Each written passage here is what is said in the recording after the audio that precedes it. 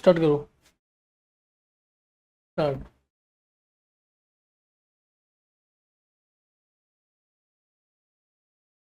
बहुत लंबे समय लेने के बाद ये चीजें आप तक पहुंचती हैं मेरे प्यारे बच्चों। इसके पीछे एक टीम लगी होती है, जिसके पीछे जिसमें जिस काम को हम नहीं कर सकते। तो इसके लिए आप लोगों ने बहुत पेशेंसफुल इंतजार किया सारी चीजों को लेकर। इसके लिए बहुत बहुत धन्यवाद आप लोगों का। मैं बहुत बहुत शुक्रगुजार हूँ आप लोगों का। आज से हमारी क्लास स्टार्ट होगी प्रॉपरली, और हमारी क्लास जो है रेगुलर बेस पर डेली डेली चलेगी। ठीक है। अब हम खूब बस पढ़ने का काम करेंगे। अब हमारे पास एक ही काम है, सिर्फ पढ़ाई करने का काम। शुरू होते ही खत्म हो गया। क्या हुआ, कोई प्रॉब्लम हो गई क्या? चलिए। सर आप कितने आलसी हो, अरे कैसी बात कर रहे हैं, आलसी नहीं है हम। Good morning to all of you. हाँ। ठीक है। और अच्छी बात यह है कि ये जो स्टूडियो है, मैंने एक अपना घर लिया, उसमें स्टूडियो को बनवाया। थोड़ा समय लग गया उसमें, ठीक है, बहुत थोड़ा समय लगा है चीज़ों को बनने में। और जो टेक्निकल टीम है वो फ्री नहीं होती है, तो थोड़ा समय लगा दिया टेक्निकल टीम ने। मेरे प्यारे बच्चों, फाइनली फाइनली आपकी क्लास शुरू हो चुकी है। स्टूडियो स्टार्ट हो चुका है। मुझे उम्मीद है कि नए स्टूडियो से आपकी आवाज़, साउंड क्वालिटी सब बहुत बेहतर होगी। चश्मा मैं अपना फिर भी भूल गया हूँ। चश्मा मुझे मिला नहीं, सामान इधर उधर पड़ा हुआ है, तो चश्मा कल ढूंढा जाएगा। वे सारी चीजें स्मार्टली चलेंगी। रात को 3 बजे तक मैंने स्टूडियो में काम करवाया। आपको यकीन नहीं हुआ कि रात के 3 बजे तक स्टूडियो में ये काम चलता रहा। कभी लाइट, और सुबह सुबह जैसे आपकी क्लास का टाइमिंग हुआ कि लाइट के वायर बढ़ गए, जो रात में लाइट लगी, और फिर से आपकी क्लास बंद हो गई। तो अब मुझे उम्मीद है कि रात के जो 3 हमने बजाए, इसका फल हमें आज से मिलना स्टार्ट हो जाएगा। तो मेरे प्यारे विद्यार्थियों, अब हम एकदम मेहनत करके पढ़ाई करेंगे। आपका बहुत बहुत धन्यवाद। ठीक है। चलिए मेरे प्यारे विद्यार्थी, शुरू करते हैं। अब शुरू करते हैं बिना किसी टाइम को वेस्ट किए हुए। चलिए मेरे भाई, देखो आज की क्लास में बात करने वाले पॉलिटी की एक नई एनसीईआरटी, जिसका नाम है सरकार, गवर्नमेंट। आज की क्लास में मैं आपको पढ़ाऊंगा कि व्हाट इज द गवर्नमेंट, सरकार क्या है, diversity unit in government, what is the government. ठीक है, सरकार का क्या मतलब है, लोकल गवर्नमेंट क्या होती है, सरकार का मतलब क्या होता है। ये जो विविधता की समझ, ये विविधता की समझ तो हमने देख ही ली थी। हम समझ गए थे कि हमारे कंट्री में कितने प्रकार की विविधता है। ये हम सारी की सारी चीजें जान चुके थे। आज का जो हमारा चैप्टर है, वो चैप्टर है हमारा सरकार के बारे में बात करने वाला, कि गवर्नमेंट क्या है, सरकार से हम क्या समझते हैं और सरकार का मतलब क्या है। आज इस चैप्टर के बारे में हम बातचीत करने वाले थे। ठीक है। चलिए, तो आज हम बात करेंगे, विविधता अपने जीवनों के समृद्ध करती है। तो आप लोगों ने समझ लिया विविधता क्या है, इसमें क्या क्या मतलब है, भारत में विविधता का मतलब क्या क्या है, सारे डायमेंशन आप जान चुके थे। तो आज की जो बात करी जाएगी वो सरकार के बारे में बात करी जाएगी। इसे सरकार क्या है, सरकार के अंदर क्या क्या चीजें होती हैं। तो मुझे लगता है मैं स्लाइड आपके काम की लगा लेता हूं और सीधे सरकार के टॉपिक पे फोकस करते हैं। तो व्हाट इज द गवर्नमेंट, सरकार क्या है। विविधता ही पीछा नहीं छोड़ रही है अभी तक। ये सब आप पढ़ चुके, केरल, ये सब आप जान चुके हैं। तो आज हम बात करेंगे जलियांवाला बाग हत्याकांड, हमारी लास्ट क्लास थी, याद करो आप। अरे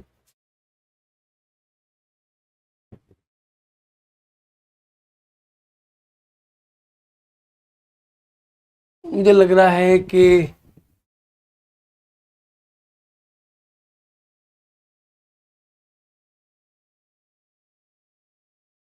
1 मिनट रुकेंगे।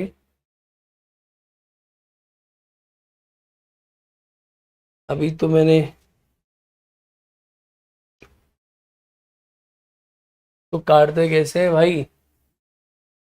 1 मिनट रुक जाओ मेरे प्यारे बच्चों, 1 सेकंड रुक जाओ। इस पीपीटी में नहीं है सर। हाँ इस पीपीटी में भाई गवर्नमेंट तो नहीं दिख रहा है मुझे, तो कोई दिक्कत की बात नहीं है।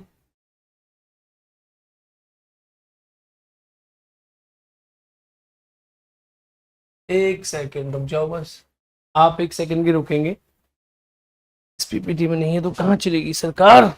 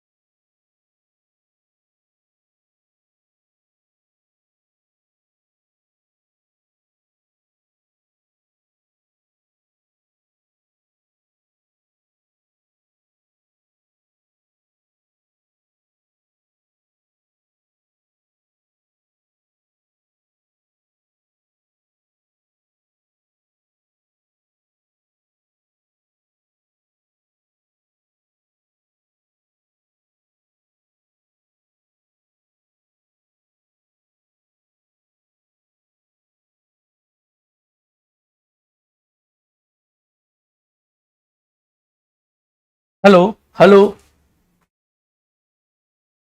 चलो भाई, फाइल वो हो गई थी, फाइल मिस हो गई थी इसमें से। कौन सी फाइल कहाँ चली गई थी? आ गई फाइल, आ गई, टेंशन ना लो। आज बड़ा समय लग गया ना। ये कैसे बंद होगा?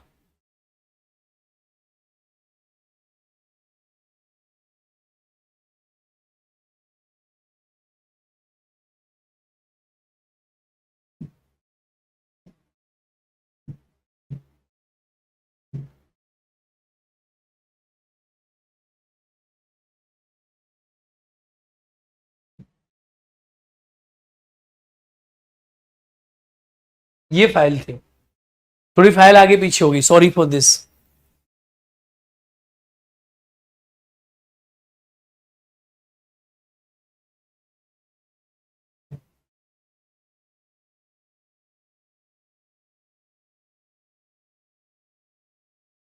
चले भाई, होता है कभी कभी, ऐसा हो जाता है बेटा, कभी कभी ऐसा हो जाता है। चलिए, नाउ परफेक्टली शुरू करते हैं। ये है एनसीईआरटी बेस्ड, ये जो क्लास जो है आपकी, गवर्नमेंट चैप्टर का नाम है, चैप्टर का नाम है सरकार। तो सरकार नाम का जो चैप्टर है, चैप्टर में हमें क्या क्या पढ़ना है, क्या क्या जानना है, इस चैप्टर के अंदर क्या क्या है, ये मैं आपको समझा देता हूँ कि चैप्टर में क्या क्या चीजें आपको पढ़नी है सरकार नाम के चैप्टर पे। चल कैसे नहीं रहा है, हो क्या रहा है? बेटा भगवान जी गुस्सा हो गए क्या?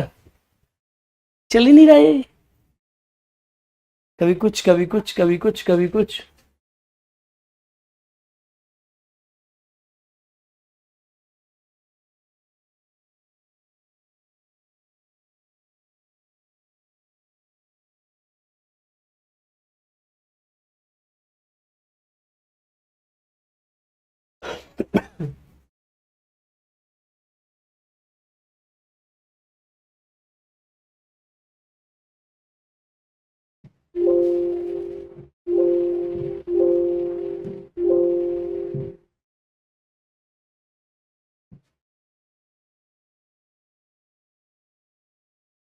एक सेकंड रुक जाओ भाई बस।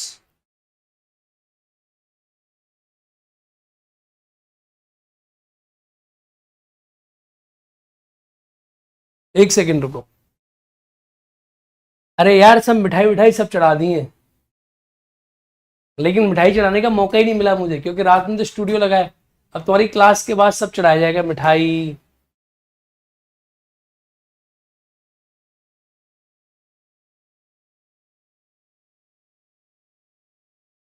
चलो, अब सही है, अब चल गई, अब फिट है, आ जाओ।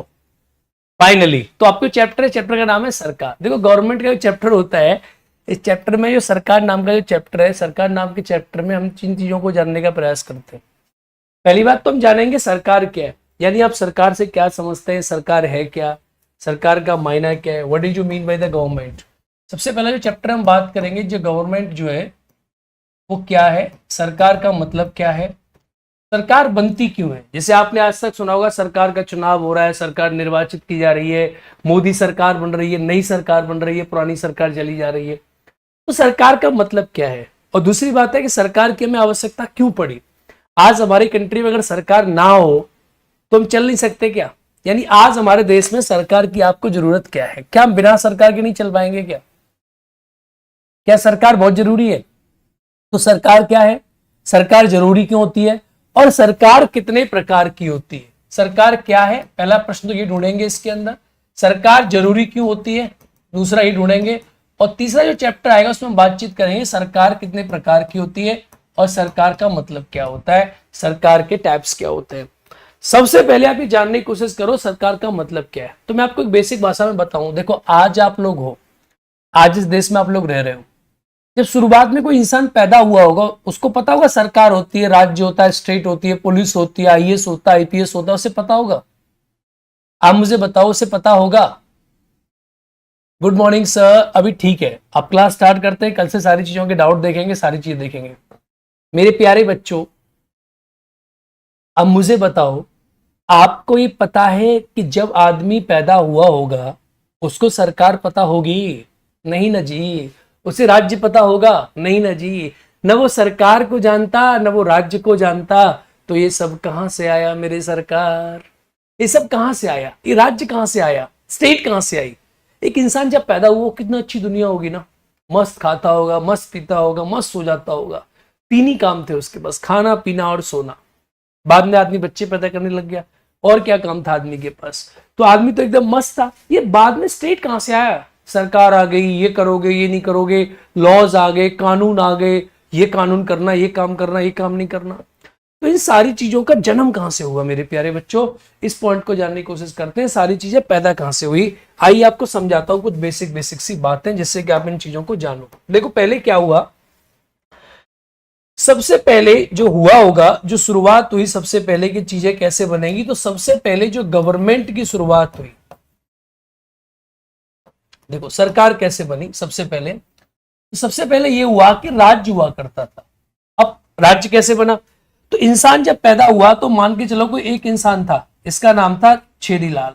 एक छेदीलाल पैदा हुआ, ऐसे कोई दूसरा आदमी पैदा हुआ होगा, उसका नाम होगा नथुलाल। ठीक है, जो भी नाम रहा होगा। अब छेदीलाल जो है भानबती से मिले। जब छेदीलाल भानबती से मिले तो छेदीलाल और भानबती के मिलन से बहुत सारे नथुलाल पैदा हुए। अरे हाँ या ना? अब बहुत सारे जब नथुलाल पैदा हुए तो एक नथुलाल यहां पैदा हुआ, एक नथुलाल यहां पैदा हुआ, बहुत सारे बच्चे पैदा हुए। यानी सबसे पहले अगर आप देखोगे तो जमीन तो थी, और जमीन पे सबसे पहले क्या निकल कर आई? तो सबसे पहले निकल कर आई मेरे प्यारे बच्चे जनसंख्या निकल कर आई, पॉपुलेशन निकल कर आई। सबसे पहले नथुलाल और भानवती जब मिली तो जनसंख्या पैदा हुई, खूब सारी जनसंख्या पैदा हुई। अब नथुलाल भानवती का कुनबा अलग चलने लगा। इस कोने पर नथुलाल भानवती का कुनबा था। दूसरा जो कॉर्नर है, इस वाले कॉर्नर पे आप देखेंगे तो दूसरा जो कॉर्नर है, इस कॉर्नर पे नथुलाल भानवती के अलावा इधर मिले छेदीलाल या पप्पू सिंह। अब पप्पू सिंह जो है, पप्पू सिंह का मिलन हुआ किसके साथ? जिसके भी साथ आप मान लो। अब ये पप्पू सिंह का मिलन हुआ तो यहां पर पैदा हुआ विनोद। ये विनोद जैसे और भी बहुत सारे पैदा हुए। तो यहां पर आप देखेंगे lots of people, population is also, यहां पर पैदा हुई। तो यहां पर भी बहुत सारी पॉपुलेशन क्रिएट हुई, यहां पर भी बहुत सारी पॉपुलेशन बनी। तो मेरे प्यारे बच्चे, जब जनसंख्या बढ़ती है, किसी लैंड तो फिक्स है भाई, जमीन तो फिक्स होती है। अब जब जनसंख्या बढ़ती है तो कानून ज्यादा चाहिए, जनसंख्या कम होती है तो कानून ज्यादा चाहिए। आप इस बात का मुझे आंसर दें। जब जनसंख्या बढ़ेगी, अगर पॉपुलेशन इंक्रीज करेगी तो आपको ज्यादा कानूनों की आवश्यकता पड़ती है। पॉपुलेशन डिक्रीज करेगी जब कानूनों की आवश्यकता पड़ती है, बढ़ती है तब पड़ती है आवश्यकता। अगर ज्यादा जनसंख्या है, पुलिस वाले आएंगे, कहेंगे ये रेड लाइट जलेगी, यहां से नहीं, यहां से निकलोगे, यहां से एंट्री बंद है, यहां से एंट्री क्लोज है। जब जनसंख्या ज्यादा बढ़ेगी तब तब ज्यादा पॉपुलेशन बढ़ती है, तब तब ज्यादा कानूनों की आवश्यकता पड़ती है। अब मेरे प्यारे बच्चों, हुआ क्या कि ये वाला जो भानबती का कुनवा था, ये छेदी के कुनवा से लड़ने लगा। छेदी और भानबती के बीच में लड़ाई होने लगी तो जनसंख्या को कंट्रोल करने के लिए नियमों की आवश्यकता पड़ी कि भाई सब आदमी एक आदमी की बात माने। और इसी बात के लिए क्या हुआ, एक राजा का जन्म हुआ। और उसे लोगों ने कहा कि राजा है। उन लोगों ने क्या किया, अपनी सारी जो पावर थी उस आदमी के हाथ में दी। उससे कहा कि हे राजन, आज से तुम हमारी सारी की सारी पावर ले लो, सारी की सारी शक्ति ले लो। तो मेरे प्यारे लाडलो, कुछ ऐसा हुआ। बोलो कैसा हुआ? कुछ ऐसा हुआ कि यहां जो है 50 आदमी थे, और इन 50 आदमियों ने, 100 आदमियों ने, 500 आदमियों ने, 1000 आदमियों ने, लाख आदमियों ने अपनी पावर एक आदमी को दे दी। इस आदमी को पावर दे दी। और इधर वाला जो कुनबा था, इन लोगों ने भी क्या किया, इन्हें पहले कबीले कहते थे, और इन लोगों ने भी अपनी जो पावर थी वो इस एक आदमी को दे दी। कहा तू हमारी रक्षा करेगा, तू ही हमारा सब कुछ है। तो इसने इसकी रक्षा करी, इसको आप राजा कहने लगे। ही इज कॉल्ड राजा। और ये इसकी क्या होगी, प्रजा होगी मेरे प्यारे बच्चों।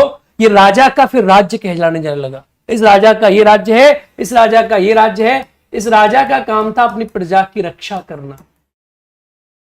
बाद में क्या हुआ, अब बाद में जब रक्षा वाला काम चलता रहा 100 साल, 500 साल, 1000 साल गुजर गए, फिर जनता को महसूस हुआ कि राजा जो बनता था वो बनता था जिसकी लाठी में था दम।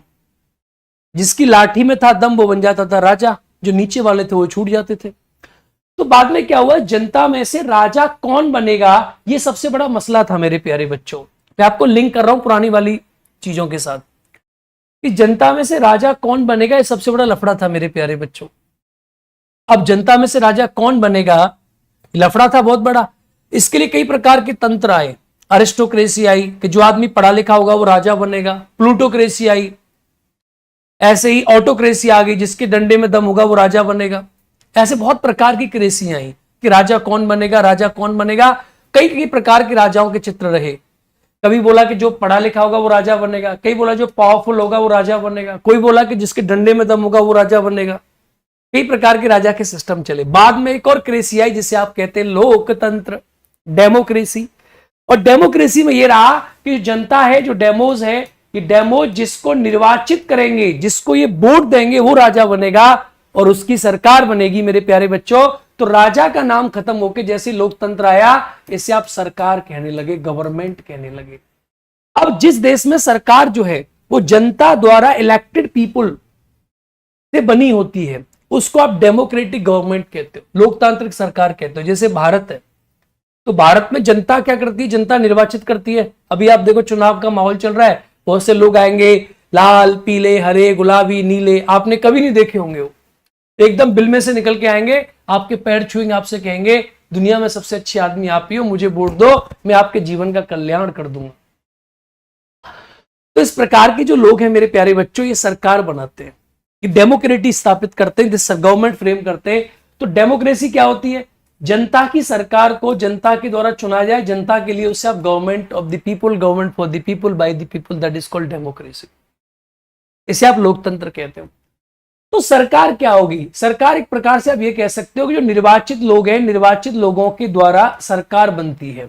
यानी सरकार जो एक समूह है निर्वाचित लोगों का, जो कि पूरे देश के ऊपर शासन करता है। Government is elected by the people of the nation that rule the full nation people. ठीक है, that is very simple. What is the government? भाई government is simple a group of the people. भाई what is the Modi government? Modi government is a group of people that is elected by the people of the nation just to rule over us. हमारे ऊपर शासन करने के लिए हमने बोला कि मोदी जी अब 5 साल तक आप हमारे ऊपर शासन कीजिए, अब सारी की सारी चीजें आपके हाथ में है। दैट इज कॉल्ड गवर्नमेंट, सरकार बन गई। तो आपकी समझ आया सरकार क्या है? एक प्रकार से मेरे प्यारे बच्चों, सरकार जो है वो हमने चुनी है हमारे ऊपर शासन करने के लिए कि भैया हमारे नियमों को पालन करा दो। हमें दूध लेने जाना हो तो कोई हमें लूटे ना, हमें रोड पे जाना हो तो हमारी मोटरसाइकिल फंसे ना, हमें मकान लेना हो तो रजिस्ट्री हो जाए, बहुत सारी चीजें। तो व्हाट इज द गवर्नमेंट? सरकार क्या है? सरकार is a group of people. सरकार क्या है? लोगों का वह समूह जिसको जनता के द्वारा अपने ऊपर शासन करने के लिए निर्वाचित किया जाता है, उसे लोकतांत्रिक सरकार कहते हैं। That is called democratic government. अब आपकी समझ में कुछ आया? चलो अब मैं इसको लिंक करता हूं एनसीईआरटी के साथ। एनसीईआरटी क्या कहती है देखो। एनसीईआरटी का जो पेज नंबर 1 है, इस पेज नंबर 1 पे आप जब चलेंगे तो आपको एक कार्टून दिखाई दे रहा है और इसमें लिख रहा है, ये कार्टून जो आपको ये बनाई दिखाई दे रहा है, ये मैंने दिखाई दे रहा है, ये कार्टून में लिखा हुआ है कि हाल बुरा नहीं है, जरूर पास किसी के गांव में नल ये पानी आ रहा होगा।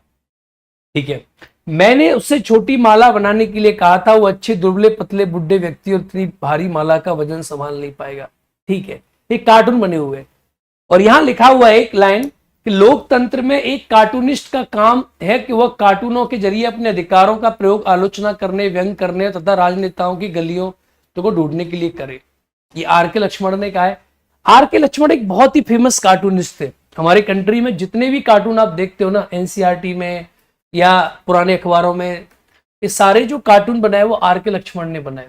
आर के लक्ष्मण क्या करता था, कार्टून बना के जनता के जो एक्सप्रेशन थे उसे व्यंग के रूप से लेकर आता था जनता के सामने कि भाई जनता आपके बारे में ये सोच रही है। देखा कोई ऐसा नेता जिसका पेट एकदम मोटा है, नेताजी खा के पेट फूल गया।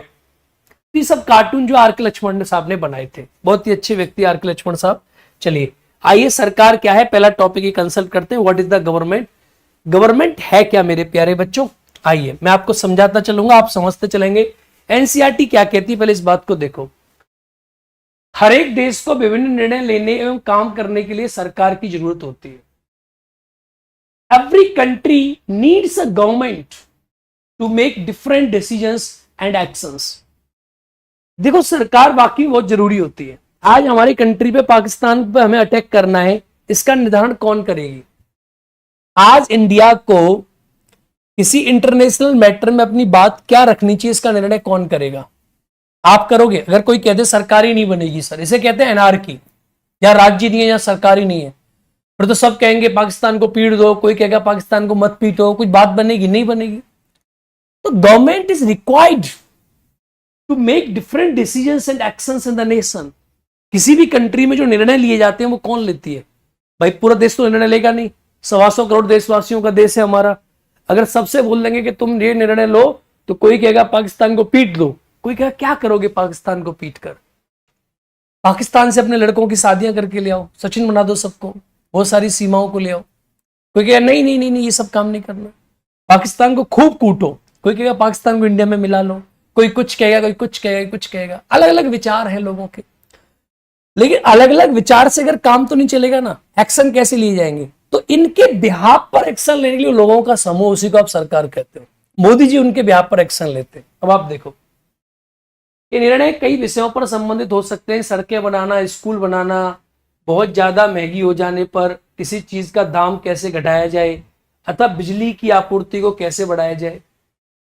सरकार ना कई प्रकार के निर्णय लेती है, कई प्रकार की सरकार निर्णय लेती है। पाकिस्तान हमारा बेटा है, अरे तो बाप तो हम ही है उसके, बाप तो कुछ भी कर सकता है। यहां देखो, these decisions can be about the numbers of issues, where to build a road, schools। अब आप देखो, सरकार का काम है निर्णय लेना, स्कूल कहां बनेगा, फॉर एग्जाम्पल सड़कें कहां बनेंगी, how to reduce price where the price become too expensive. कभी कभी आपने देखा चीजों का रेट बहुत बढ़ जाता है, कभी कभी देखा आपने भिंडी प्याज 500 रुपए किलो हो जाती है, कभी कभी टमाटर जो है वो भी 400 रुपए किलो हो जाता है। तो जो बढ़िया चीजों का रेट है उसे कैसे आप कम करोगे? ये काम किसका है? सरकार का काम है कि भाई टमाटर के रेट कैसे कम करोगे, प्याज के रेट कैसे कम करोगे, आलू के रेट कैसे कम करोगे, इन सारी चीजों के रेट आप कैसे कम करोगे? ये काम कौन करता है? सरकार करती है। आगे, बिजली की आपूर्ति को कैसे बढ़ाएं? आपने देखा कि पहले क्या हाल था, पहले लोग गांव में बिजली नहीं आती थी, अब गांव में बिजली आ रही है। रोड नहीं थे, अब गांव में रोड बन रहे हैं। तो इन सारे कामों को कौन करेगा? इन सारे कामों को करती है सरकार। ये सरकार के सारे काम है। जरा सोच के देखो कि अगर सरकार नहीं होती तो सारे काम हो पाते? बहुत सारे बच्चे, आजकल चुनाव का माहौल चल रहा है, मेरे प्यारे बच्चों, पॉलिटिकल साइंस की क्लास पढ़ रहा है, बहुत से बच्चे कहते हैं सर हमें चुनाव में वोट ही नहीं डालना।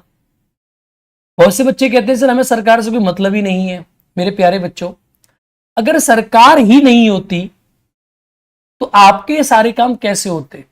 और एक बात और आपको बता दो, आपको गलतफहमी है, सरकार में आपके आईएएस आईपीएस भी तो आते हैं। अगर ये सरकार नहीं होगी तो आईएएस आईपीएस कैसे होंगे? ये भी नहीं होंगे फिर तो, क्योंकि वो सरकार की बातों को लागू कराते हैं। स्थायी कार्यपालिका है, इसीलिए आप लोगों को वोट देना चाहिए। अब ये बात दूसरी है कि आपको नेता पसंद नहीं आ रहे तो अब नोटा पे वोट दे दो, none of the above, NOTA पे मोहर मार दो, लेकिन आप लोगों को वोट अवश्य देना चाहिए। क्योंकि समझो, अगर हमारे कंट्री में सरकार ही नहीं बनेगी, आप कह रहे हो जी हम तो अपना काम अपने आप कर लेंगे जी, हमें कौन सी कोई रोटी देके जा रहा है।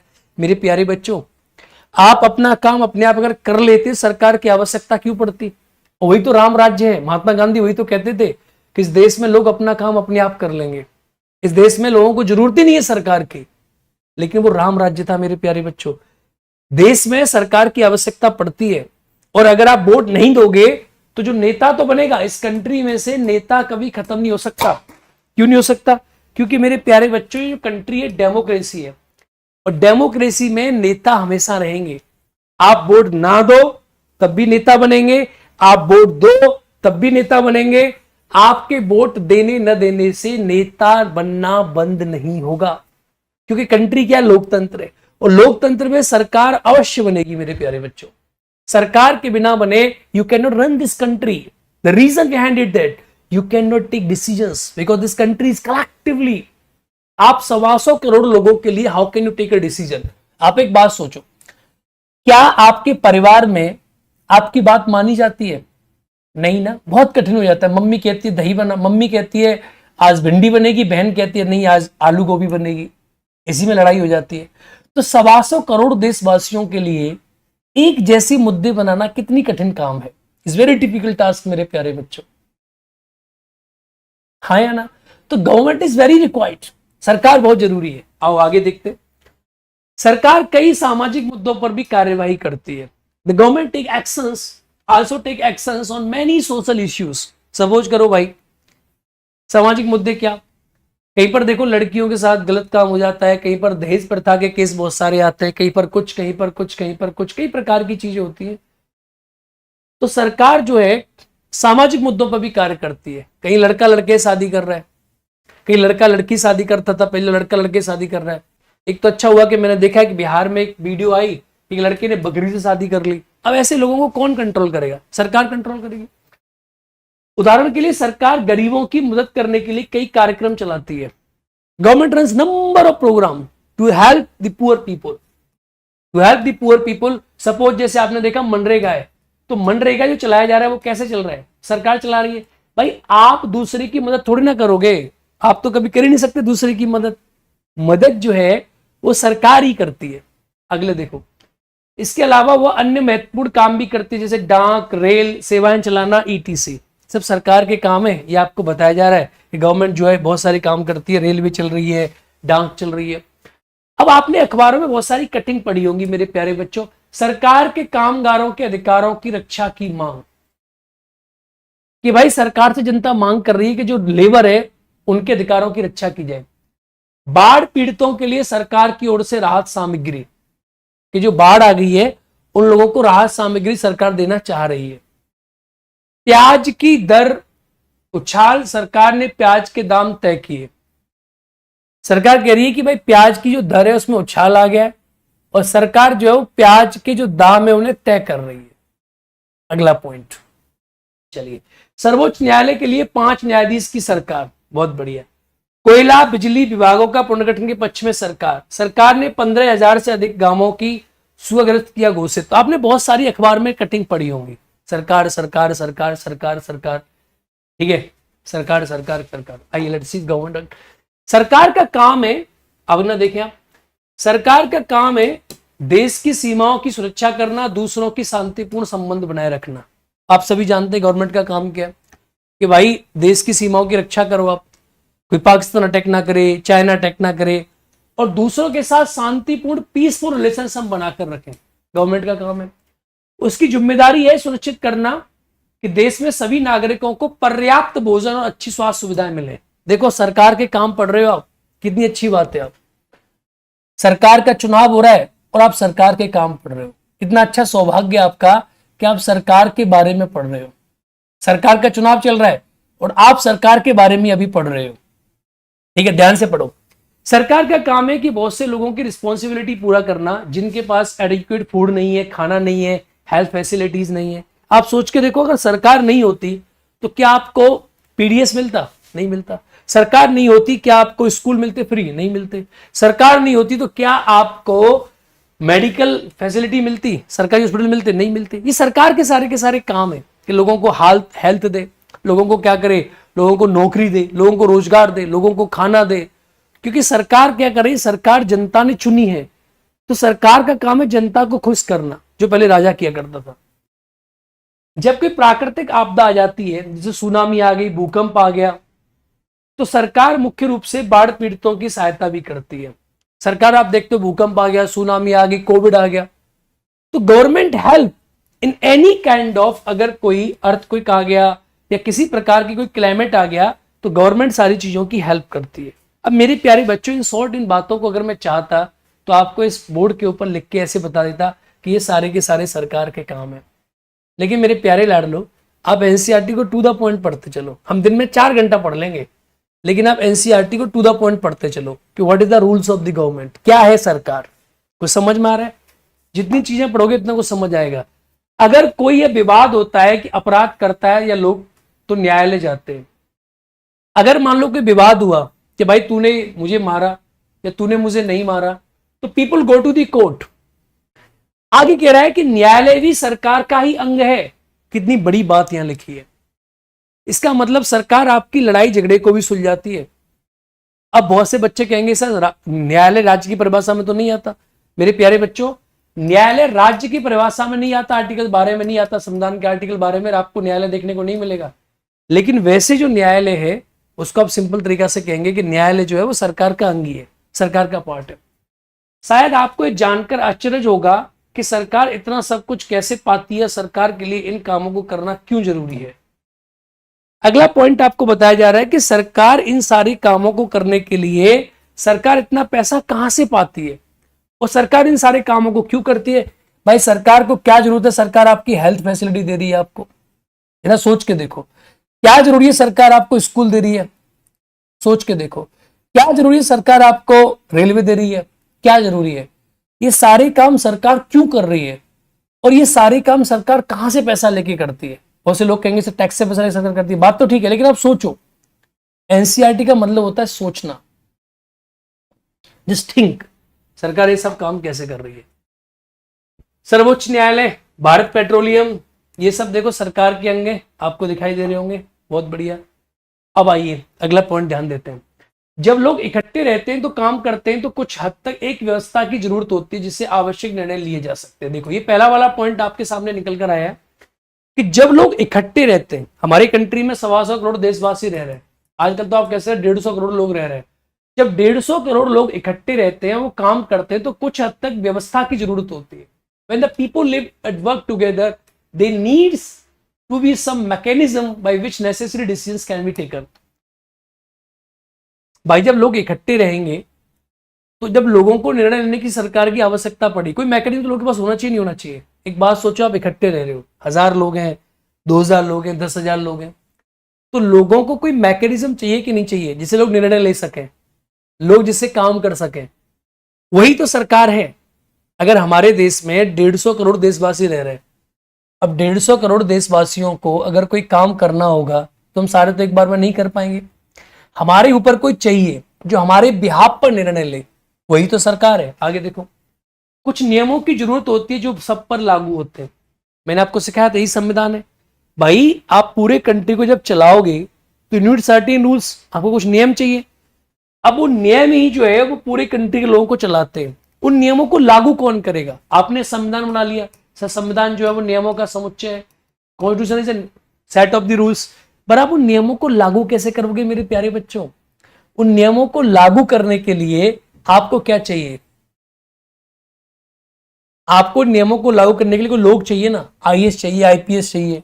आपने कहा सर नियम बना दिया, उन नियमों को लागू कौन करेगा मेरे प्यारे बच्चे, सरकार लागू करेगी, सिंपल सी बात है। चलिए उदाहरण के लिए संसाधनों के नियंत्रण, देश की सीमा की सुरक्षा, ये सब चीजें जरूरत होती है इन सारी चीजों की। इन सारी चीजों करता कौन है, इन सारी चीजों करती है सरकार, गवर्नमेंट करती है। चैप्टर का नाम ही गवर्नमेंट है। लोगों के लिए सरकार कई तरीके से काम करती है, वो नियम बनाती है, निर्णय लेती है, अपनी सीमा में रहने वाले लोगों की उन पर लागू करती है। देखो ये 3 काम सरकार के बहुत इंपॉर्टेंट है। एक तो जब भी कोई सरकार बनेगी, गवर्नमेंट बनेगी, हमारे कंट्री में जो गवर्नमेंट है, गवर्नमेंट के 3 काम है। पहली बात तो गवर्नमेंट रूल्स फ्रेम करती है। भाई जैसे आपने देखा आईपीसी, सीआरपीसी, आजकल कोई और नियम आ गए, आपने देखा ट्रैफिक के नियम आ गए, आपने देखा बहुत सारे और लॉज आ गए। तो जो कानून है, कानूनों को कौन सरकार बनाती है, सरकार निर्णय लेती है, पाकिस्तान को ठोकेंगे नहीं ठोकेंगे, क्या होगा देश में क्या नहीं होगा, और सरकार अपनी सीमा में रहने वाले लोगों के ऊपर उन्हें लागू करती है। इस लाइन को ध्यान से पढ़ो, अपनी सीमा में रहने वाले। अब इसका मतलब यह है कि ऐसा नहीं है कि इंडिया की सरकार अपने कानून जो पाकिस्तान में जाके लागू करेगी, कि इंडिया की सरकार अपने कानून जो श्रीलंका में जाके लागू करेगी। अपनी सीमा में रहने वाले जो लोग उसकी सीमा में रहते हैं, उन लोगों पर, सीमा में रहने वाले लोगों के ऊपर सरकार क्या करती है, अपने नियमों को लागू करती है। बात को समझे कि नहीं समझे, अपनी सीमा में रहने वाले, people living with in the her limits. ये बात बहुत इंपॉर्टेंट बात है। यानी कोई भी सरकार, क्या मतलब हुआ, अब तक आप ये समझे सरकार का मतलब क्या है।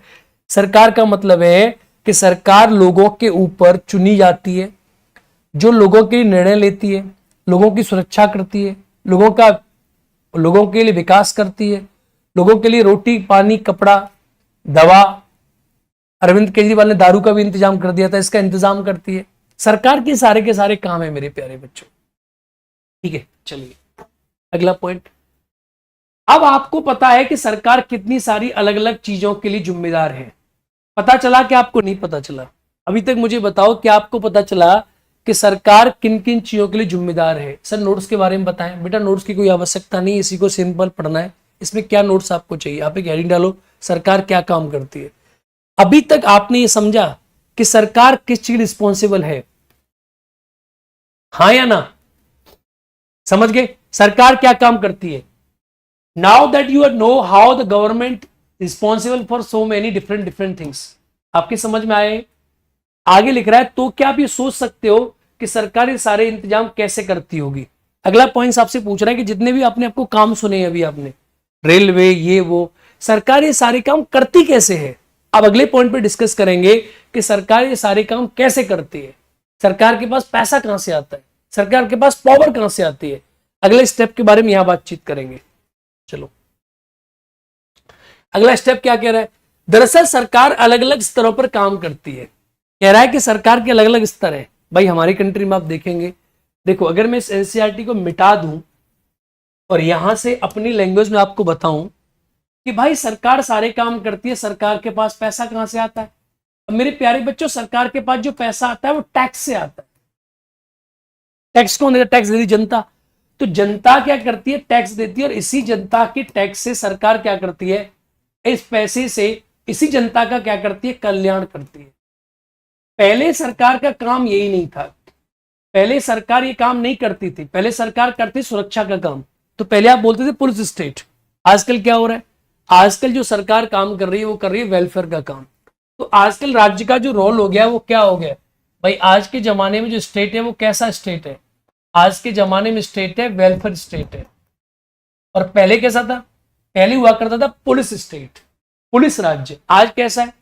आज है वेलफेयर स्टेट, लोक कल्याणकारी राज्य। लेकिन अब ये मेरे समझने से काम नहीं चलेगा। आप एनसीईआरटी की लैंग्वेज देखें। I am telling you one thing, जिस भी तरह से आपने अगर एनसीईआरटी मिस करी, जिस भी टीचर ने आपको एनसीईआरटी की लाइंस, जिस भी बच्चे ने एनसीईआरटी की लैंग्वेज नहीं पढ़ी, वो इस बैच में अपना समय खराब कर रहे हैं। देखो ये बताना कितना आसान था कि अब सरकार लोक कल्याणकारी राज्य है। पहले सरकार का काम था कोई किसी से लड़े ना, कोई किसी को मारे ना, कोई किसी को पीटे ना। आज का राज्य का रोल बदल गया। ये मैंने अपनी भाषा में आपको बता दिया। एनसीईआरटी इसी बात को बताने में 1 घंटा ले लेगी। एनसीईआरटी में ये बात लास्ट में जाके निकल कर आएगी। पहले बहुत सारी बातें करेगी, बहुत सारी बातें करेगी, बहुत सारी बातें करेगी, आपको घुमा फिरा के तब उस पॉइंट पर लेके जाएगी। और मुझे लगता है यही बेटर है, क्योंकि आप इसके अकॉर्डिंग चीजें पढ़ो, एनसीईआरटी के अकॉर्डिंग चीजें पढ़ो। मेरे लिए तो आधा घंटे का काम है सरकार को समझाना। आधा घंटे में तुम सरकार समझ जाओगे, सरकार क्या है, राज्य क्या है, ये सब समझ जाओगे। राज्य होता है जिसके 4 तत्व होते हैं। जहां जनसंख्या होती है, जहां भूभाग होता है, जहां सरकार होती है, जहां संप्रभुता होती है, way the population, way this government. जो गवर्नमेंट है वो सोवरेन है, और जहां क्या पॉपुलेशन है। तो जहां पॉपुलेशन है, जहां लैंड है, टेरिटरी है, जहां गवर्नमेंट है, गवर्नमेंट सोवरेन है, उसे स्टेट कहते हैं, उसे राज्य कहते हैं। या 4 एलिमेंट ऑफ स्टेट, 4 एलिमेंट होते हैं राज्य को बनाने के। ये क्या है? मेरी पॉलिटी है, लेकिन तुम इस पर ध्यान मत दो। मैं आपको बार बार बात बताने की कोशिश कर रहा हूं मेरे प्यारे बच्चों, आपके साथ अन्याय हो जाएगा अगर आपने इसके बिना एनसीईआरटी के बिना पॉलिटी को पढ़ लिया। आपके तोते उड़ जाएंगे, आपके साथ नरक हो जाएगा आपकी जिंदगी का। फिर आप एनसीईआरटी पढ़े ही नहीं।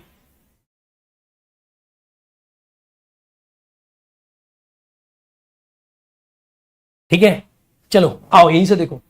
दरअसल सरकार अलग अलग स्तरों पर काम करती है। कह रहा है छोटे बच्चे को पढ़ाया जा रहा है, 6वीं क्लास के बच्चे को पढ़ाया जा रहा है। गधो, थोड़ा तुम्हें पढ़ाया जा रहा है, तुम 12वीं क्लास, तुम ग्रेजुएशन करके बैठे हो, 6वीं क्लास को ऐसे पढ़ाया जाता है? बेटा सरकार अलग अलग तरीका से काम करती है मेरे प्यारे बच्चे। सरकार के अलग अलग काम है, सरकार के कई स्तर है मेरे प्यारे बच्चे, कई प्रकार के लुटेरे होते हैं सरकार के। सरकार लोकल लेवल पे काम करती है, प्रधान, मुखिया लोकल लेवल, स्टेट लेवल मुख्यमंत्री, स्टेट लेवल मुख्यमंत्री, सीएम, राष्ट्रीय स्तर प्रधानमंत्री। स्थानीय सरकार का मतलब आपके गांव, शहर, मोहल्ले से है। कह रहा है कि देखो सरकार के 3 स्तर होते हैं। सरकार गांव में काम करती है, सरकार स्टेट में काम करती है, सरकार नेशन में काम करती है। सरकार के अलग अलग स्तर होते हैं मेरे प्यारे बच्चों। जो लोकल गवर्नमेंट है, जो स्थानीय सरकार है, वो आपके गांव में रहती है। आपके गांव में, आपके मोहल्ले में, आपके शहर में लोकल गवर्नमेंट काम करती है, स्थानीय सरकार काम करती है। राज्य स्तर का मतलब है जहां पूरे राज्य को ध्यान में रखते हुए, जैसे हरियाणा, असम, यूपी, बिहार, ये राज्य हो गया। असम, यूपी, बिहार, ये सब राज्य हो गए, स्टेट हो गया।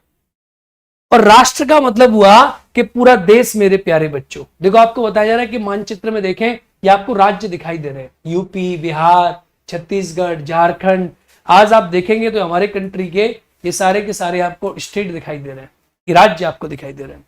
चलिए, राष्ट्रीय स्तर पर संबंध पूरे देश से होता है। एक होती है नेशनल गवर्नमेंट। तो गवर्नमेंट के 3 स्तर हो गए हमारे कंट्री में। लोकल गवर्नमेंट, आपके गांव गली मोहल्ले की गवर्नमेंट। स्टेट गवर्नमेंट, राज्य की गवर्नमेंट। सेंट्रल गवर्नमेंट यानी पूरे केंद्र की सरकार। मोदी सरकार केंद्र में बैठेगी, योगी सरकार राज्य में बैठेगी, और आपके गांव में बैठेगी प्रधान की सरकार। ठीक है, 3 प्रकार के सरकार के स्तर हो गए। इस किताब में आप आगे चलकर पढ़ेंगी या पढ़ोगे कि स्थानीय सरकार कैसे काम करती है, और आगे की कक्षाओं में आपको राज्य और राष्ट्रीय स्तर पर सरकार के काम के बारे में जानेंगे।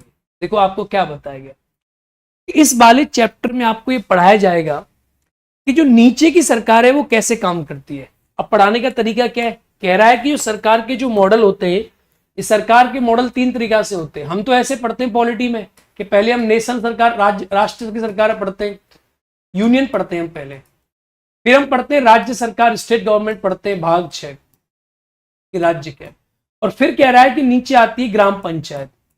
ग्राम पंचायत, ग्राम पंचायत का मतलब है लोकल गवर्नमेंट। ये 3 स्तर होते हैं सरकार के। अब जब मैं पॉलिटी पढ़ाता हूं तो हम क्या करते हैं, पहले हम ये पढ़ते हैं, फिर हम ये पढ़ते हैं, और फिर हम ये पढ़ते हैं। लेकिन एनसीईआरटी क्या कर रही है, एनसीईआरटी उल्टा कर रही है।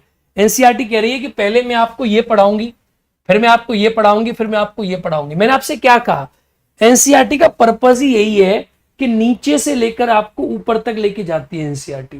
पहले वो ये पढ़ाएगी लोकल गवर्नमेंट क्या है, फिर आपको ये पढ़ाएगी, फिर आपको ये पढ़ाएगी।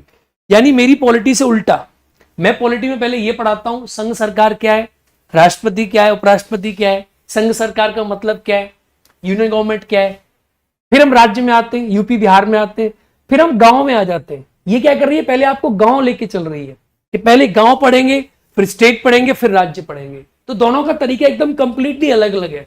This both are very different in the nature. जो मेरी पॉलिटी का अंदाज है वो अलग है, और ये वाला अलग है। तो यहां आप इसी के अकॉर्डिंग पढ़ें।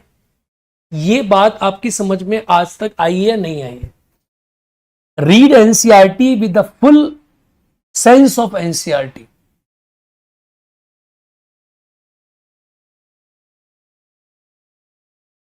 समझ गए? अब बेटा कोई फालतू कमेंट नहीं करेगा। समझ गए? डन। डिस्ट्रिक्ट के बाद स्टेट होता है। बात समझ आई? अभी हम पढ़ेंगे स्थानीय गवर्नमेंट।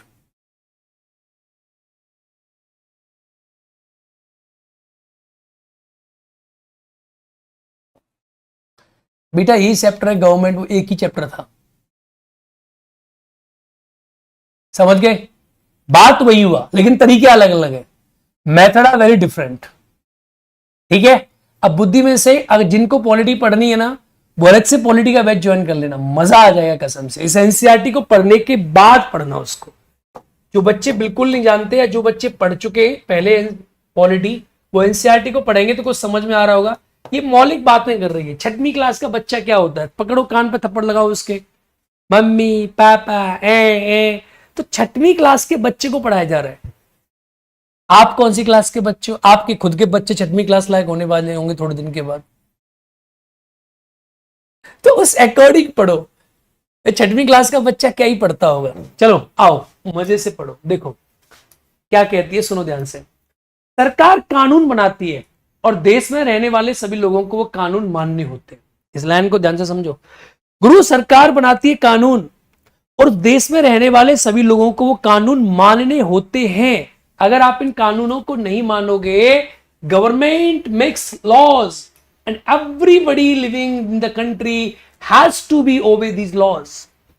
भाई सरकार उन नियमों को लागू करती है, सरकार उन कानूनों को बनाती है, तो वो कानून आपको लागू मानने होंगे। अगर आपने सरकार के कानून नहीं माने तो समझ जाओ क्या होगा फिर। समझे कि नहीं समझे? समझ गए? चलो आगे देखो। केवल यही वह तरीका है जिसके सरकार का काम कर सकती है। क्या कह रहा है? कि अगर लोगों ने सरकार की बात ही नहीं मानी तो सरकार काम ही नहीं कर सकती। केवल एक तरीका है सरकार जिससे काम कर सकती है, तरीका यह है कि लोग सरकार की बात माने। आज तुमको हम नहीं मानते जी मोदी जी की बात, हम नहीं मानते जी योगी जी की बात, तो ऐसे कैसे हो जाएगा जी? ऐसे कभी हो सकता है? नहीं। तो गवर्नमेंट के जो कानून होते, जिन बच्चों को नोट्स बनाने बनाते चले, सरकार क्या होगी समझ आ गया? सरकार के नियमों को देश के रहने वाले सभी व्यक्तियों को मानना होता है। ये अगली लाइन आपके नोट्स के लिए हो गई है कि सरकार के नियमों को everybody have to follow the rules of the government residing in this country. Everybody, हर आदमी को कानूनों को मानना होता है। अगला देखेंगे, सरकार के पास जैसे कानून बनाने की ताकत होती है वैसे ही यह ताकत भी होती है कि लोगों को कानून बनाने के लिए बाध्य करे। वाह, कितनी अच्छी लाइन लिखी है। गवर्नमेंट हैज पावर, सरकार के पास पावर है कि ई मेक द लॉ, सरकार कानून बना भी सकती है। जैसे अमित शाह ने कानून बनाया, सरकार ने कानून बनाया, हमारी गवर्नमेंट कानून बनाती है। महिला विधेयक आया, आईपीसी सीआरपीसी आई, दंड संहिता आई, बहुत प्रकार की संहिताएं हमारी कंट्री में आजकल चल रही हैं, बहुत सारी चीजें चल रही है। सरकार के पास दोनों पावर है। अगर सरकार सिर्फ नियम बनाएगी और नियमों को लागू नहीं कर पाएगी तो सरकार बेकार होगी। भाई सरकार का क्या मतलब है? सरकार नियम बना भी सकती है, सरकार नियमों को लागू भी कर सकती है, सरकार के पास दोनों पावर है। अब बनाती क्या है मेरे प्यारे बच्चों, गौर करो। देखो ये काम कैसे होता है। ये काम ऐसे होता है मेरे प्यारे बच्चों, जो कानून बनाती है उसे आप कहते हैं विधायिका। विधायिका, इसको आप नाम देते हैं लेजिस्लेचर। अब सुनते चलना, इसे कहते हो आप विधायिका। और जो कानून को लागू करती है इसे आप कहते हो मेरे प्यारे बच्चों कार्यपालिका। That is called executive. अरे हाँ या ना, इसे आप नाम देते हो एग्जीक्यूटिव यानी कार्यपालिका। तो जो नियम बनाए, अब विधायिका का मतलब क्या है? What is the legislature? जो विधि बनाए, यानी इसका मतलब हो गया कि सर विधायिका का मतलब है जो विधि बनाए, उसे कहते हैं सर विधायिका। और सर जो विधि को कार्य में लाए, इसे आप सब नाम कहते हैं कार्यपालिका, एग्जीक्यूटिव। यानी इनका काम है कानून को बनाना और इनका काम है कानून को लागू कराना। इन दोनों को मिलकर आप क्या कहते हो?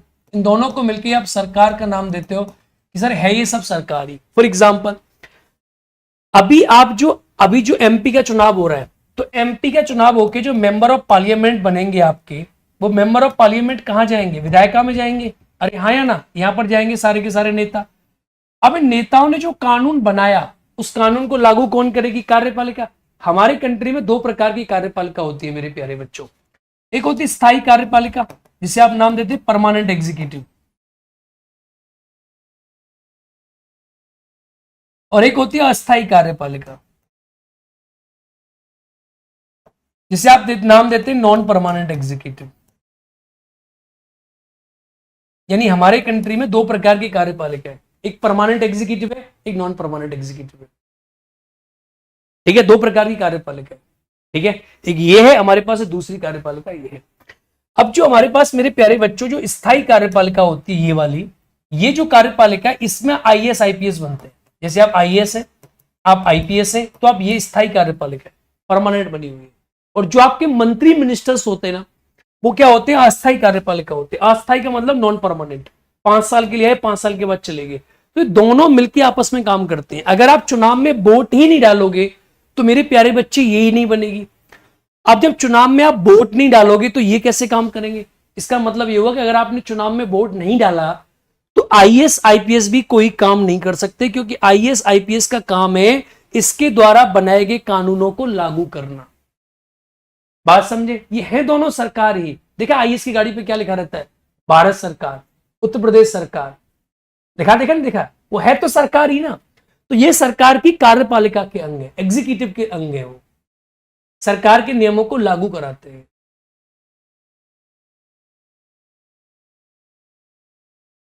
ठीक है, done done done done done. तुम कैसी कैसी बातें कर रहे हो यार, कहां फंसे रहते हो तुम?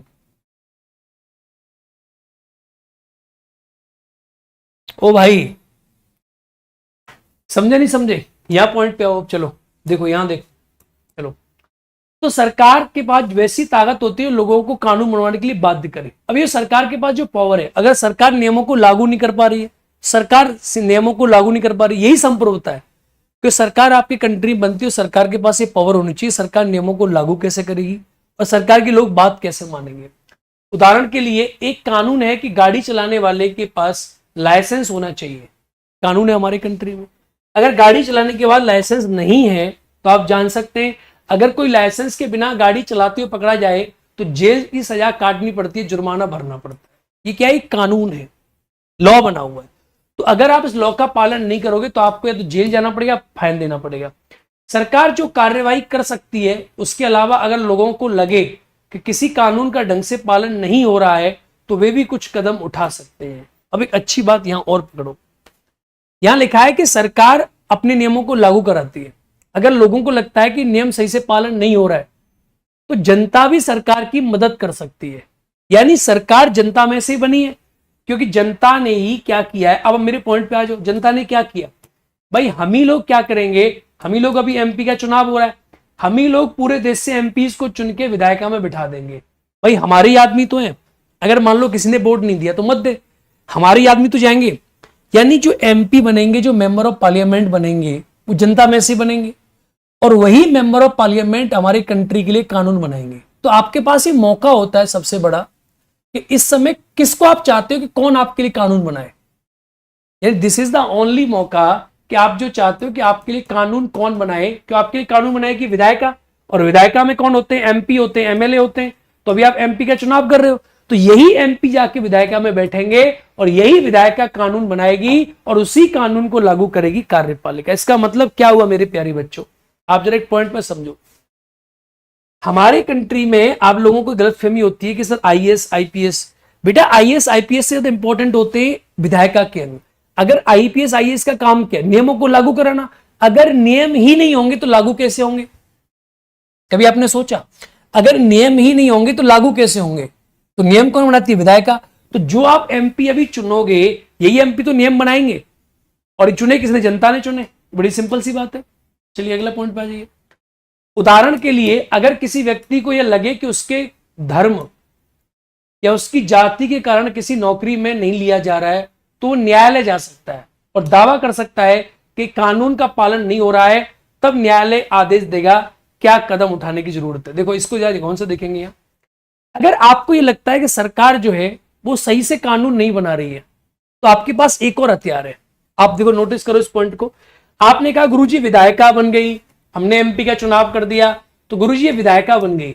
आपको लगता है मेरे प्यारे बच्चों की विधायिका जो है सही से कानून नहीं बना रही है, इसके कानून गलत हैं, और जो कार्यपालिका है वो अपने कानूनों को सही से लागू नहीं कर रही है। क्योंकि आपने क्या नोटिस किया, आपने नोटिस किया गुरुजी ये विधायिका और कार्यपालिका दोनों ही 5-5 साल की है। इस कार्यपालिका में आईएएस आईपीएस को अलग छोड़ दो आप। सर ये सही से काम नहीं कर रही, ये सही से काम नहीं कर रही, तो मेरे प्यारे बच्चे आपके पास तीसरी बॉडी क्या है, न्यायपालिका है, दैट इज कॉल्ड जुडिशरी।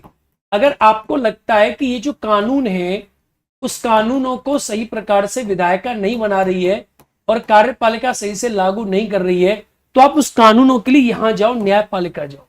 यानी इसके कानून के लिए आप कहां जाएंगे, आप न्यायपालिका जाएंगे। तो न्यायपालिका क्या करती है, बेटा समझ में नहीं आ रहा है क्या लिखे, हमें लिखने की जरूरत ही क्या है मेरे भाई। ये कोई 9वीं 10वीं क्लास की एनसीईआरटी नहीं, इसमें आप तुम क्या लिखोगे, आप इसको समझो ध्यान से, पहले समझना जरूरी है। पीडीएफ डल जाएगी, पीडीएफ में डेली दे रहा हूं आप लोगों को, पहले समझो, समझना इंपॉर्टेंट है, लिखना इंपॉर्टेंट नहीं है। बात समझ में आई या नहीं आई? जाति भेदभाव, हाँ लिखना इंपॉर्टेंट नहीं है, समझना इंपॉर्टेंट है। अभी समझो कि अगर इसने नहीं बनाया तो आपके पास क्या है, आपके पास न्यायपालिका है। राइट, इस पॉइंट इज क्लियर। चलो अगले पॉइंट पे देखें। अगर सरकार के निर्णय लेने और कानूनों को पालन कराने की यानी उन्हें बाध्य बनाने की शक्ति कौन देता है। अब सबसे इंपॉर्टेंट बात देखो निकल कर आई है कि आपने यहां तक ये पढ़ा कि सरकार जो है डिसीजन लेती है हमारे बिहाफ पे, सरकार कानूनों को बनाती है हमारे बिहाफ पे, सरकार कानूनों को लागू करती है हमारे बिहाफ पे। तो ये सरकार को ये पावर कौन देता है, आप इसका आंसर दे सकते हो। Who gives the government the power to take decisions and enforce on the laws. Modi ji कहते हैं 56 इंच का सीना है मेरे देशवासियों, मोदी जी कहते हैं मैंने ये कर दिया, मैंने वो कर दिया। तो ये पावर मोदी जी को देता कौन है, कौन देता है ये पावर? यानी ये सरकार को पावर कौन देता है कि सरकार कानून बना रही है, सरकार कानूनों को लागू कर रही है? आंसर दो फटाफट से, देखते हैं कौन ये पावर देता है। क्या आंसर आता है आप लोगों का? Very good. कोई कह रहा है जुडिशरी, कोई कह रहा है संविधान, कोई कह रहा है पॉपुलेशन, कोई कह रहा है कॉन्स्टिट्यूशन। वेरी गुड, यही है बेटा एनसीईआरटी। कोई कह रहा है सुप्रीम कोर्ट, कोई कह रहा है देश की जनता। Very good, very good, very good, I love it. यही तो क्लास चाहता था मैं, यही क्लास में चाहता था। एनसीईआरटी जब पढ़ाऊंगा तो यही तो विचार आपके बनाने हैं, मौलिक विचार। मेरे प्यारे बच्चों, मैं आपसे बार बार कह रहा हूं कि सरकार बनती कहां से? जनता से बनती है। तो सरकार को पावर संविधान ने कहां से दी? भाई संविधान को किसने बनाया? संविधान को भगवान ने बनाया क्या कि भगवान ऊपर से उतर के आए, भगवान ने कहा ओम गणपति वासुदेवाय नमः और भगवान जी ने फट फट फट फट संविधान लिख दिया? नहीं ना, संविधान को बनाया जनता ने। तो एब्सोल्यूट पावर किसमें रिजाइड करती? जनता में। हमारे देश की संप्रभुता किसमें निवास करती है? अगर मैं आपसे पूछूं कि हमारे देश में, हमारा कंट्री सोवरेन है, तो हमारे कंट्री की सोवरेनिटी किसमें रिजाइड करती? जनता में। संप्रभुता जनता में निवास करती है। तो हमारे कंट्री की सारी पावर किसमें निहित है? जनता में, देश की जनता में, भारत की जनता में, पब्लिक में। संविधान में नहीं है। संविधान में कहां से निहित है? संविधान तो मेरे प्यारे बच्चों जनता ने बनाया है। अब आप देखना क्या निकल के आएगा आपके सामने। चलो अगला पॉइंट पे देखते हैं। इस प्रश्न का उत्तर इस बात पर निर्भर करता है कि उस देश में कैसी सरकार है। कितनी अच्छी बात कही है इसने, माय गॉड, मजा आ गया। इस बात का उत्तर इस बात पर निर्भर करता है उस कंट्री में कैसी सरकार है। अगर कंट्री में लोकतंत्र है हमारे कंट्री की तरह, तो सरकार जनता ने चुनी है। अगर उस कंट्री में तालिबान बैठा है तो क्या करोगे? इस बात का उत्तर इस बात पर निर्भर करता है कि वो सरकार किस प्रकार की है, वो सरकार क्या सिस्टम है। भाई तालिबान है तो तालिबान को पावर कौन दे रहा है? तालिबान खुद ही दे रहा है अपने आप को पावर। ये इस पर निर्भर करता है कि सर आप कौन से देश की सरकार की बात कर रहे हो? लोकतंत्र कंट्री की बात कर रहे हो या तालिबान कंट्री की बात कर रहे हो? अब आगे देखो, लोकतंत्र में लोगों की सरकार ही शक्ति देते हैं। देखा कितनी अच्छी बात लिखी है। अरे लोकतंत्र में, डेमोक्रेसी में ये सरकार को शक्ति जनता देती है, हम देते हैं, आप देते हैं। अभी जो चुनाव हो रहा है, जब बटन दबाने जा रहे हो, इस बटन के माध्यम से, चुनाव के माध्यम से आप ऐसे बटन दबाओगे, शक्ति ट्रांसफर कर रहे हो। आप कह रहे हो लो छेदीलाल आज से तुम हमारे ऊपर शासन करो। तुम कह रहे हो लो पप्पू जी आज से तुम्हारे ऊपर शासन करो। आज से तुम कह रहे हो लो महाराज सिंह आज से तुम्हारे ऊपर शासन करो। यानी तुम जाओगे, बटन दबाओगे और बटन दबाते ये बोल दोगे कि तुम मेरे बिहाफ पर मेरे ऊपर शासन करो। राइट, राइट, हां या ना? लोग ऐसा चुनाव के माध्यम से करते हैं। मैंने क्या कहा था? लोग ऐसा चुनाव के माध्यम से करते हैं। जो आप बटन दबाने जा रहे हो, इस बटन को दबा के आप क्या कर रहे हो? You are transferring your power. आपकी जो हाथ में जो, आपकी जो बॉडी में जो पावर है ना, आपकी जो पावर है ना, इस पावर को आप बटन दबा के ट्रांसफर कर रहे हो कि लो मेरी पावर तुम्हारे पास गई। अब जो लोग बटन ही नहीं दबा रहे, सर उनकी पावर कहां है? बेटा उनकी पावर भी अपने आप ट्रांसफर हो रही है। जिसका अंगूठा नहीं है वो कैसे वोट देता होगा? गधे, डंडा नहीं है। यहाँ पे नया स्टूडियो बना है, डंडे की व्यवस्था करूंगा 1-2 दिन के अंदर। डंडा है नहीं ना अभी यहाँ, नहीं तो तुझे आज इससे ही काम चला जाएगा। अरे गधे, जरूरी अंगूठे से वोट होगा? पीडीएफ इसी में आएगी बेटा। बात समझे नहीं समझे? चलिए, वे अपनी पसंद के नेता को वोट देकर चुनते हैं। आप बात समझे? इसका मतलब क्या हुआ? मैं इसका मतलब ये हुआ कि जो अपनी पसंद के नेता है ना, उनको आप वोट देकर चुनते हो, जो आपकी पसंद के। अब लोग कहेंगे सर हमें तो कोई नेता पसंद ही नहीं है।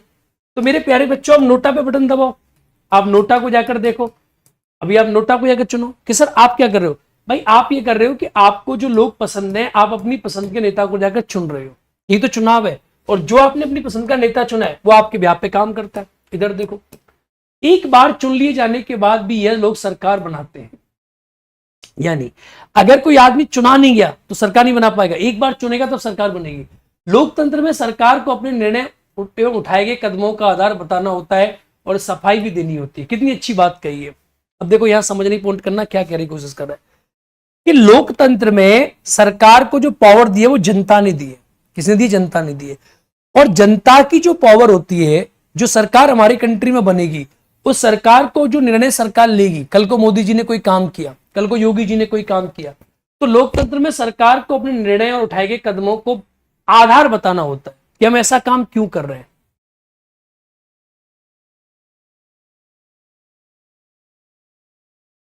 मेरे प्यारे बच्चों, मेरी बात समझो। जो सरकार, अब सरकार क्या, हमारी कंट्री में सरकार बन गई, अब सरकार आपको बताएगी कि अगर सरकार ने कोई काम किया और सरकार जो काम कर रही है, सरकार उस काम के लिए किसके रिस्पॉन्सिबल होगी? आप मुझे एक बात बताओ, बताओ मेरे प्यारे बच्चों। हमारे कंट्री में सरकार किसके लिए जिम्मेदार होती है? जनता के लिए जिम्मेदार होती है। हम कहते हैं अरे सरकार ने गलत काम कर दिया, हाय हाय मोदी सरकार, हाय हाय ये सरकार। लेकिन ऐसा ऑटोक्रेसी में होगा, ऐसा तालिबान के यहां होगा? तालिबान के पता क्या होगा? तालिबान के आप कहोगे जाके कि हाय हाय सरकार, तालिबान ऐसे बंदूक तानेगा, ठाए ठाए ठाए ठाए, खत्म। हमारे यहां तो ऐसा नहीं है ना। हमारे यहां क्या है? सरकार जिम्मेदार है जनता के प्रति। बात समझे कि नहीं समझे? चलो बहुत अच्छी बात। एक दूसरी तरह की सरकार होती है जिसे राजतंत्रीय सरकार कहते हैं, राजा वाली सरकार। ये तो आपने पढ़ी लोकतंत्र की सरकार। इसमें राजा या रानी, ओहो राजा या रानी, इसमें राजा या रानी के पास निर्णय लेने की, सरकार चलाने की शक्ति होती है। एक सरकार होती है राजतंत्र की सरकार, जिसे आप कहते हो मोनार्क। नाम सुना आपने? जिसे आप कहते हो मोनार्की, मोनार्कियल राजतंत्र। ब्रिटेन का राजा, ब्रिटेन की रानी, सुंदर राजा, सुंदर रानी, परी सी रानी, परा सा राजा। ठीक है, तो राजा रानी की सरकार। एक होती है राजा रानी की सरकार। अब राजा रानी की सरकार कैसी है? तो राजा रानी की सरकार पहले हुआ करती थी, आजकल तो कहीं नहीं है। तो राजा के पास सलाहकारों का एक छोटा सा समूह होता है जिससे वह अपने निर्णयों पर, मुद्दों पर चर्चा कर सकता है। और राजा रानी की सरकार भी होती है। अंतिम निर्णय लेने की शक्ति उसी के पास निहित होती है। अब जहां राजतंत्र होता है ना, उस राजतंत्र में सारी पावर राजा के पास होती है, रानी के पास होती है। वो सरकार की जिम्मेदार नहीं है, ना उसे सरकार चुनती है। वो जो कहेगा उसकी बात पत्थर की लकीर है। इसलिए मेरे प्यारे बच्चों, आप इतिहास में पढ़ोगे कि पहले लोग कहते राजा भगवान का पुत्र है। जब दो लोकतंत्र जब बना तो बहुत से लोगों ने लोकतंत्र की बुराई करी। लोगों ने कहा लोकतंत्र की आवश्यकता ही क्यों है भाई, हमें क्या करोगे आप लोकतंत्र का? बहुत से लोगों ने कहा लोकतंत्र की जरूरत क्यों है, राजा तो भगवान का पुत्र है, भगवान ने सीधा भेजा राजा को, जाओ और जाके लोगों पर शासन करो। लोगों ने कहा नहीं, ऐसा नहीं है, राजा भगवान का पुत्र नहीं है, हमें तो अपने सरकार को निर्वाचित करना है। तो पहले तो राजतंत्र ही हुआ करता था, आज लोकतंत्र आया ना। लोकतंत्र तो नई नई चीज है। चलो आगे देखते हैं क्या है। लोकतंत्र के समान राजतंत्र में राजा या रानी को अपने निर्णय लेने के आधार नहीं बताने पड़ते। देखा कितनी अच्छी बात कह रहा है कि राजतंत्र में राजा या रानी को ये बताना नहीं पड़ता कि मैं ऐसा क्यों कर रहा हूं, लेकिन लोकतंत्र में बताना पड़ता है। नहीं अपने निर्णयों की सफाई देनी पड़ती है। राजतंत्र में देखो कैसी काली रानी है और कैसा काला राजा है। इस काली रानी और काले राजा को यह नहीं बताना होगा कि आप ऐसे काम क्यों कर रहे हो। लेकिन अगर लोकतंत्र है तो लोकतंत्र में सरकार की जिम्मेदारी है कि सरकार अपने कामों को बताए कि सरकार ऐसा काम क्यों कर रही। अब मेरे प्यारे बच्चों पॉइंट पे आ जाओ। आपने कभी कभी सुना होगा लोग कहते हैं हमारे कंट्री में लोकतंत्र है, सरकार जवाब दे, सरकार जवाब दे, मणिपुर में हिंसा हुई, सरकार जवाब दे, सरकार मौन क्यों है। हमारे कंट्री में लोकतंत्र में सरकार को हर बात का जवाब देना पड़ता है। सरकार की जिम्मेदारी है सरकार जवाब दे चीजों का। अगर सरकार जवाब नहीं देगी तो हमारे कंट्री का लोकतंत्र खतरे में होगा। हमारे कंट्री में गवर्नमेंट हैव टू रिप्लाई, क्योंकि हमारे देश में सरकार को जनता ने बनाया है, सरकार की डोर हमारे हाथ में है। 5 साल बाद हम डोर खींच सकते हैं और हम चाहें तो आज भी डोर खींच सकते हैं लोकसभा के माध्यम से। बात समझे कि नहीं समझे? तो जनता हमारे कंट्री में, जनता से सरकार निकली है, सरकार से जनता नहीं बनी, जनता से सरकार निकल के गई है। हमारे कंट्री में गवर्नमेंट रिस्पॉन्सिबल होगी हमारे लिए, हम जो पूछेंगे उसका उत्तर देगी, हम जो बताएंगे उसका निर्णय देगी, और कब भी कोई काम करेगी तो उस काम को सोच के करेगी कि हमें जनता को जवाब देना होगा। Accountability, responsibility, that's called responsible government, जिम्मेदार सरकार। ठीक है,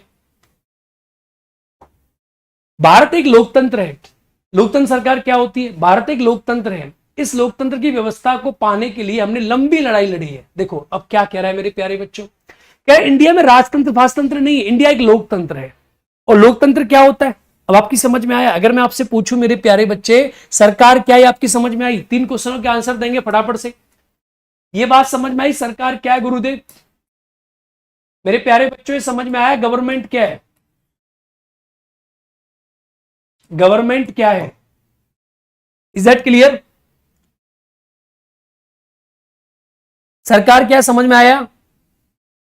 सरकार क्या है? चलो ये समझ आया कि सरकार किन किन चीजों से बनती है? बेसिक बात है, विधायिका और कार्यपालिका सरकार बनती है। चलो ये सरकार के अंग हो गए। ये सरकार बनती कहां से है? समझ आया? सर जनता से बनती है। सरकार को पावर कहां से मिलती है? सरकार के पास पावर क्या होती है? समझ में आया? एनसीईआरटी की बुक लेना है नाले को जरूरत नहीं है, एनसीईआरटी की बुक लेना कोई जरूरत नहीं है। सरकार को पावर कहां से मिलती है? सरकार को पावर कहां से मिलती है? सरकार को पावर मिलती है जनता से। कहां से मिलती है? जनता से। ठीक है, यहां तक बात समझ आई? अब सरकार को जनता से पावर वही मिलती है, तो सरकार और जनता के बीच में संबंध कैसा रहेगा? जब सरकार को जहां जनता से पावर मिलेगी, मान लो ये गवर्नमेंट है और आप कह रहे हो सर जो गवर्नमेंट है इसको पावर कहां से मिलती है? जनता से मिलती है, पीपुल से मिलती है। तो जहां जनता से सरकार को पावर मिलेगी, ठीक है, वहां सरकार किसके लिए जिम्मेदार रहेगी? आंसर बताओ सर, जनता के ऊपर जिम्मेदार रहेगी। अरे हाँ या ना रहेगी? अगर किसी कंट्री में जहां पावर जनता से ना मिली हो, राजा हो या रानी हो, अगर राजा है या रानी है इसको पावर जनता से मिली है? नहीं मिली, तो क्या ये जनता की रिस्पॉन्सिबल रहेगा? नहीं रहेगा। सिंपल सी बात है। तो इसका मतलब क्या हुआ कि सिर्फ लोकतंत्र में सरकार को पावर जनता से मिलती है और लोकतंत्र में सरकार जिम्मेदार रहेगी जनता के प्रति। अब आपको समझाने की कोशिश कर रहा है, तो हमने ये वाला मॉडल अपना है, ये वाला मॉडल अपना है। हमारे कंट्री में मॉडल नंबर ए है, हमारे कंट्री मॉडल नंबर बी है। हमारे कंट्री मॉडल नंबर ए है, मॉडल नंबर बी है। मेरे प्यारे बच्चों एक बात का अर्थ समझ लो, एनसीईआरटी का बेसिक मतलब है आपकी मौलिक विचारों को ऊपर करना। वेरी गुड बेटा अनुपम प्रयागराज, आपके मौलिक सोच को ऊपर करना। NCERT doesn't mean to make you the master in the subject. तो जो बच्चे ज्यादा एक्सपेक्ट कर रहे हैं वो एक्सपेक्ट करो, लेकिन मेरे प्यारे बच्चे जैसी जैसी क्लास बढ़ेगी लेवल बढ़ेगा। भी गधों वाला काम तो मुझसे होगा नहीं कि पहले 9वीं क्लास पढ़ाऊं फिर आपको 5वीं क्लास पढ़ाऊं। जस्ट ट्राई टू अंडरस्टैंड, जैसे जैसे लेवल बढ़ेगा चीजें बढ़ेंगी। और मैं ये भी नहीं कर सकता कि तुम्हें 6वीं क्लास की एनसीईआरटी में 10वीं क्लास की एनसीईआरटी साथ पढ़ा दूं। इसीलिए मेरे हाथ में अपना हाथ दे दे, ये हाथ मुझे दे दे। नहीं, मेरे अकॉर्डिंग चलो, मजा आएगा। बच्चे बन जाओ, छोटा बच्चा हो तुम, छोटे छोटे बच्चे बन जाओ, बी स्मॉल किड। 6वीं क्लास का बच्चा क्या होता है वैसे बन जाओ। ठीक है, फिर देखो हमने ये मॉडल अपनाया, ये मॉडल हमने नहीं अपनाया। अब आपसे एनसीईआरटी क्या कह रही है? एनसीईआरटी कह रही है कि मेरे प्यारे बच्चों इस मॉडल को अपनाने के लिए हमारे देश में बहुत कुछ हमें कुर्बान करना पड़ा। एनसीईआरटी क्या कह रही है कि जो आप मॉडल देख के खुश हो गए आप एक सेकंड में, भारत एक लोकतंत्र है और इस लोकतंत्र की व्यवस्था को पाने के लिए हमने लंबी लड़ाई लड़ी। मेरे प्यारे बच्चों, शहीद भगत सिंह, चंद्रशेखर आजाद, लोगों ने खून बहा दिया, जलियांवाला बाग हत्याकांड, लोगों ने अपनी जान की कुर्बानी देके जो तंत्र आप देख रहे हो आपको मिला है। आप कहते हो ना वोट नहीं डालने जा रहे, क्या करेंगे वोट डालने जाने के लिए, बहुत गर्मी पड़ रही है, हमें नहीं वोट देना, एसी में मस्त बैठेंगे, आज छुट्टी है। मेरे प्यारे बच्चों आप इस बात को समझो कि इस लोकतंत्र के मॉडल नंबर 1 को लाने के लिए, नहीं तो हमारे कंट्री मॉडल नंबर 2 होता, क्वीन विक्टोरिया की लड़की कोई और होती, फलानी विक्टोरिया, सुंदर गोरी सी कन्या एक हमारी रानी होती, और हम क्या होते, उसकी प्रजा होते। समझे मेरी बात? तो हमारे कंट्री में इस मॉडल नंबर 1 को लाने के लिए हमने लंबी कुर्बानी दी, लंबी लड़ाई लड़ी। आजादी क्या है?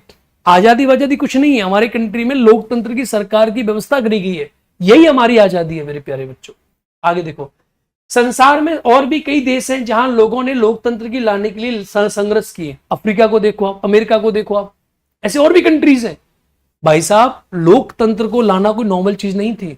हमारे कंट्री में इस मॉडल नंबर 1 को लाने के लिए हमने जान लगा दी, अपनी जान की कुर्बानियां लगा दी हमारे पूर्वजों ने, तब जाके हमें ऐसा मॉडल मिला है जब सरकार की डोर हमारे हाथ में है, सरकार की पतंग हमारे हाथ में है। हम जब चाहे सरकार को खींच सकते हैं और जब चाहे सरकार को छोड़ सकते हैं। लेकिन मेरे प्यारे बच्चों, लोग इसमें इंटरेस्ट नहीं लेते आजकल। लोगों को लगता है क्या मतलब है, बेकार की चीजें हैं, सिर्फ पानी डालो और आइस बना दो, CO2, कोल्ड आइस, इसी के बारे में पढ़ो बस।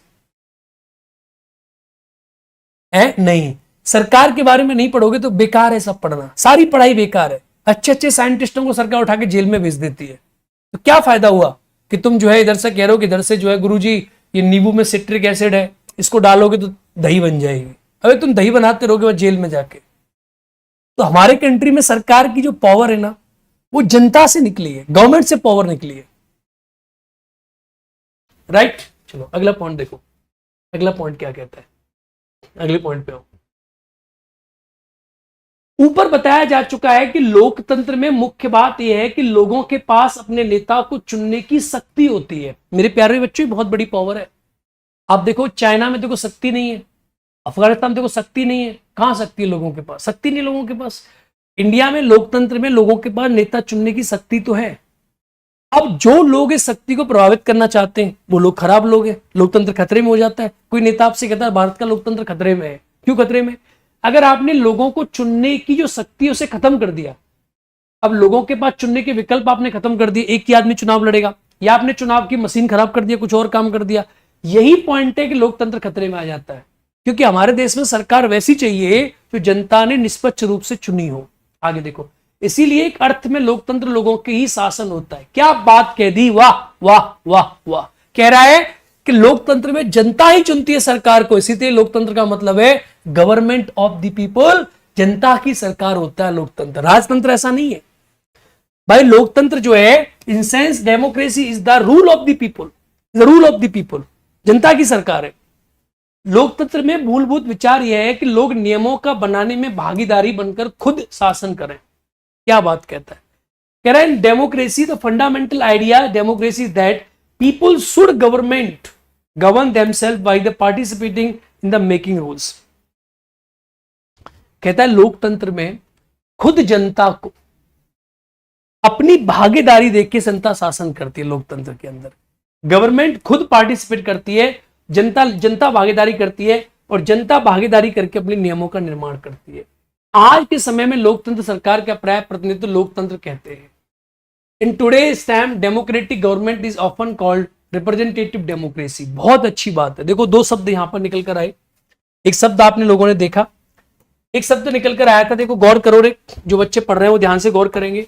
एक शब्द यहां निकला था, in today time democratic government is often called representative democracy. इन दोनों का मतलब समझो। वर्तमान समय में लोकतांत्रिक सरकार का मतलब है प्रतिनिधि लोकतंत्र, यानी दोनों बातें अलग एक ही है। हमारी कंट्री में रिप्रेजेंटेटिव डेमोक्रेसी है और रिप्रेजेंटेटिव डेमोक्रेसी का मतलब ही डेमोक्रेटिक गवर्नमेंट है, यानी जनता अपने रिप्रेजेंटेटिव के माध्यम से, अपने प्रतिनिधियों के माध्यम से सरकार में अपनी भागीदारी करती। भाई मोदी जी चुनाव लड़ने आए तो मोदी जी किसी ने तो चुना है ना, अमित शाह किसी ने चुना है, यानी सारे नेता जनता का प्रतिनिधित्व करते हैं। तो आज के कंट्री में, हमारे देश में रिप्रेजेंटेटिव गवर्नमेंट है, यानी सरकार तो हमारी है भाई, सरकार तो हमारी है, सरकार तो हम चुन रहे हैं, हम ही लोकतंत्र है, हम ही हमारा देश है, यानी जनता ही सरकार को चला रही है। लेकिन जनता ने अपने प्रतिनिधि चुन दिए। प्रतिनिधि कौन होते? प्रतिनिधि होते हैं जनता के ब्याह पर काम करेंगे। मान लो ये बनारस की जनता है, तो बनारस की जनता ने क्या किया मेरे प्यारे बच्चों, अपना प्रतिनिधि चुन दिया नरेंद्र मोदी जी को। नरेंद्र मोदी जी आ गए। ये कोई कंट्री की, ये कोई और जगह की जनता है, इस जनता ने क्या किया, किसी और को चुन दिया, ये उसके प्रतिनिधि हो गए। तो अपने प्रतिनिधियों के माध्यम से जनता अपने ऊपर शासन कर रही है। बात समझ आ रही नहीं आ रही है? That is called representative government. तो I can say very simply कि सर रिप्रेजेंटेटिव गवर्नमेंट और डेमोक्रेटिक गवर्नमेंट सर एक ही चीज है। चाहे आप इसे राम कहो, चाहे आप इसे कृष्ण कहो, दोनों का मतलब एक ही है। अगर मैं आपसे कहूं सर डेमोक्रेटिक गवर्नमेंट क्या होती है, तो डेमोक्रेटिक गवर्नमेंट होती है जहां जनता की सरकार बने, और डेमोक्रेटिक गवर्नमेंट का परफॉर्मेंस रिप्रेजेंटेटिव गवर्नमेंट भी आप इसे कह सकते हैं, क्योंकि लोकतंत्र में सरकार प्रतिनिधियों के माध्यम से चलती है। अब आप इसे पढ़ोगे, लोकतंत्र कितने प्रकार का होता है बेटा? लोकतंत्र कई प्रकार का होता है। हमारे कंट्री में रिप्रेजेंटेटिव गवर्नमेंट है, रिप्रेजेंटेटिव लोकतंत्र है, यानी जनता डायरेक्टली नहीं आती, अपनी जनता प्रतिनिधियों के माध्यम से हमारे देश में सरकार बनाती है। चलो बात समझ गए, चलो अगला पॉइंट पे है। प्रतिनिधि लोकतंत्र में लोग सीधे भाग नहीं लेते। क्या बात कह दी, क्या बात कह दी? In the representative government democracy people don't participate directly. आप भाग नहीं लोगे, छेदीलाल कभी भाग नहीं लेगा। भाग कौन लेता है? बल्कि चुनाव की प्रक्रिया के द्वारा अपने प्रतिनिधि को चुनते हैं। बात समझे नहीं समझे? यानी by the representative of the people, यानी जनता अपने प्रतिनिधि को चुनेगी, प्रतिनिधि सरकार में भाग लेगा। आप नहीं लोगे, सरकार में आपका प्रतिनिधि भाग लेगा। बात समझ के चलो। ये प्रतिनिधि मिलकर सारी जनता के निर्णय लेते हैं। These representatives together take decision for the whole people. और यही प्रतिनिधि का चुनाव जो होता है वो आप किसके माध्यम से करते हो? वो आप जनता के माध्यम से। जनता अपने प्रतिनिधि को चुनती है। तो मेरे प्यारे बच्चों, मुझे लग रहा है आपकी समझ में सारी चीजें आ रही हैं कि हमारे देश में सरकार है कैसी और सरकार हमारे कंट्री में बन कैसे रही है। अगला, आजकल कोई भी सरकार अपने आप को तब तक लोकतांत्रिक नहीं कह सकती जब तक वो देश के सभी वयस्क नागरिकों को वोट देने का अधिकार ना दे। इतनी अच्छी बात कह रहा है। अगला पॉइंट देखो, अब पूरे देश की जनसंख्या जो है वो चुन रही है सरकार को। आप मेरी बात समझ रहे हैं? अब कोई कंट्री ऐसा है जहां देश की जनता के पास वोट डालने का अधिकार ही नहीं है। सपोज करो, अब मेरी बात समझने की कोशिश करना मेरे प्यारे बच्चों। मान लो इंडिया में आपने कहा सा सरकार बन रही है। अब सरकार किसके माध्यम से बन रही है? भाई सरकार बन रही है जनता के माध्यम से। अब जनता क्या कर रही है? जनता कर रही है वोट, और वोट करके सरकार बन रही है। अगर मान के चलो जनता को वोट डालने का अधिकार ही ना दिया जाए, कुछ चुनिंदा लोगों को वोट डालने का अधिकार दिया जाए। मान लो सरकार ये कहे कि भाई आप लोग वोट नहीं करोगे, सिर्फ 50 लोग ही वोट करेंगे, तो सरकार लोकतंत्र होगी? नहीं होगी। जैसे चाइना है। अब चाइना में देखो लोकतंत्र क्या होता है मेरे प्यारे बच्चे। लोकतंत्र का मतलब होता है कि आपके पास जब सरकार हो, तो जब चुनाव हो ना, तो चुनाव में पहली बात तो चुनाव में सबके पास वोट डालने का अधिकार हो। भाई सबको वोट डालने का अधिकार मिले। प्रतिनिधि का मतलब रिप्रेजेंटेटिव, यानी किसी के बिहाफ पर दूसरा आदमी। रिप्रेजेंटेटिव प्रतिनिधि, जैसे एमपी एमएलए प्रतिनिधि, रिप्रेजेंटेटिव है आप लोगों के। अगर आपके पास, सपोज करो, एक बात समझने की कोशिश करना, आपके पास चुनने के विकल्प ही ना हो। अगर मान के चलो आज हमारी कंट्री में आपके साथ लोकतंत्र है, चलो मैं एक कहानी समझाता हूं आपको, समझने की कोशिश करना। अगर हमारे कंट्री में अब चुनाव हो रहा है और आपका जो लोकसभा क्षेत्र है वहां एक ही आदमी चुनाव लड़े, एमपी का एक ही आदमी चुनाव लड़े, बाकी आदमी चुनाव ही ना लड़ पाए, तो आपको लगेगा आपने चुनाव किया? आप मुझे बात बताओ, अगर आपके सामने चुनने के विकल्प ना हो तो क्या रियल चुनाव हुआ?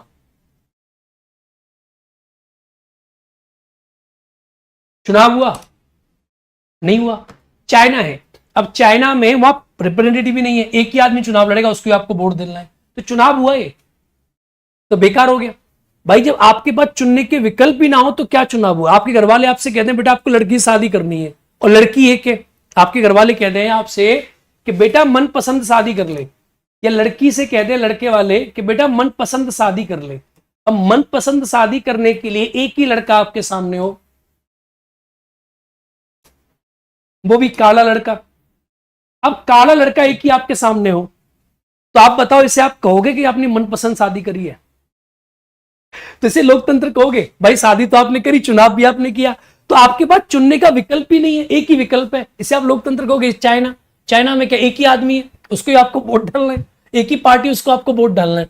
अब वोट भी डाल रहे लोग और बेचारे एक ही पार्टी को वोट डाल रहे, इसे लोकतंत्र कहेंगे? इसे कहते हैं सूडो डेमोक्रेसी, दैट्स कॉल्ड दिखावटी लोकतंत्र। ये लोकतंत्र सही वाला लोकतंत्र नहीं होता।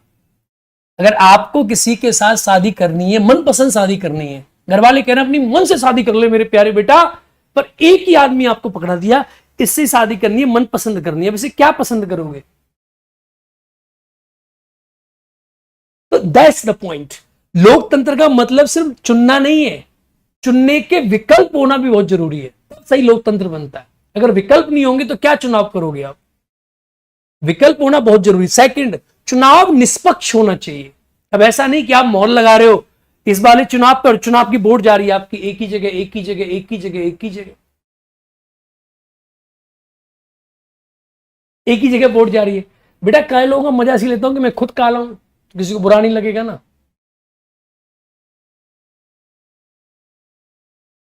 मेरे हिसाब से किसी को वोट देना ना देना बल आज की बात है, पहले एनसीईआरटी पढ़ो, आप पॉलिटी को समझो। और पॉलिटी में तो भाई चुनाव की बात तो होंगी, राजनीति की बात तो ही होंगी। चैप्टरी चुनाव का है, चैप्टरी राजनीति का है। चलो आगे क्या कह रहे हैं, लेकिन हमेशा ऐसा नहीं था, यानी आपको बहस का अधिकार, वोट देने का अधिकार होना चाहिए, तभी आप जो है आपका कंट्री में लोकतंत्र कहलाएगा। क्या आप विश्वास कर सकते हैं कि एक ऐसा समय भी था जब लोकतांत्रिक सरकारें औरतों और गरीबों को चुनाव में भाग लेने नहीं देती थी? कितनी अजीब बात कह रहा, देखो कह रहा है कि ऐसा भी समय था कि जब लोगों को, औरतों को वोट देने का अधिकार नहीं था, गरीबों को वोट देने का अधिकार नहीं था, तो आप इसे सही लोकतंत्र मानते? भाई लोकतंत्र का मतलब सबकी भागीदारी होनी चाहिए। अब आप गरीबों को वोट देने की मना कर रहे हो, औरतों को वोट देने की मना कर रहे हो। एक ऐसा समय भी था, आजकल समय ऐसा नहीं है, तो सही लोकतंत्र नहीं था, उसमें सुधार हो गया वर्तमान में।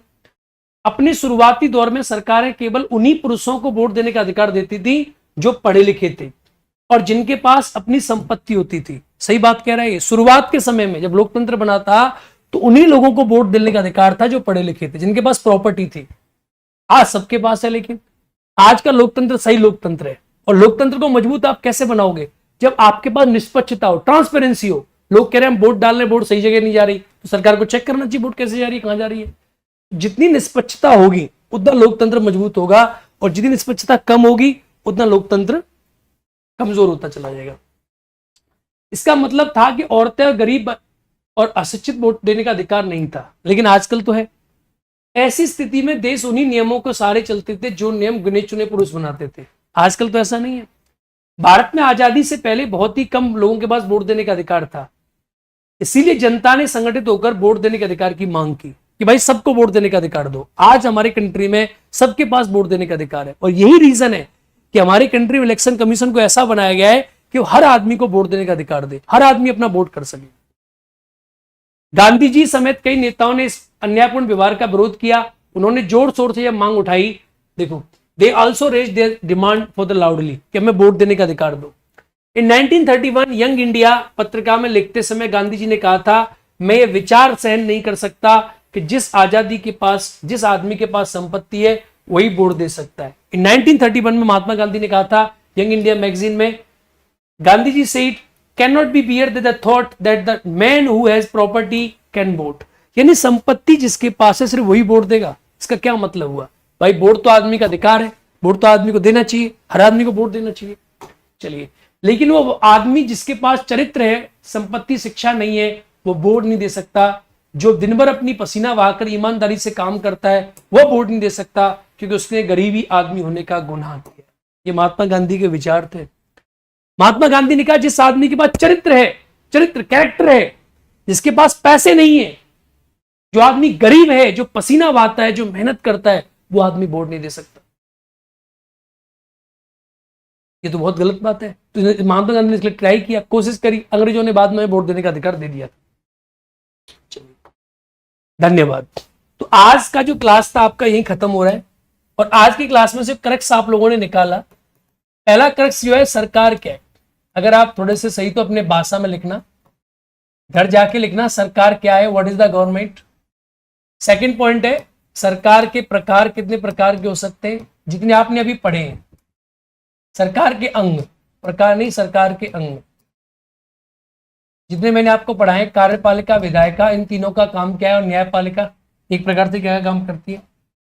सरकार को शक्ति कहां से मिलती है? पावर।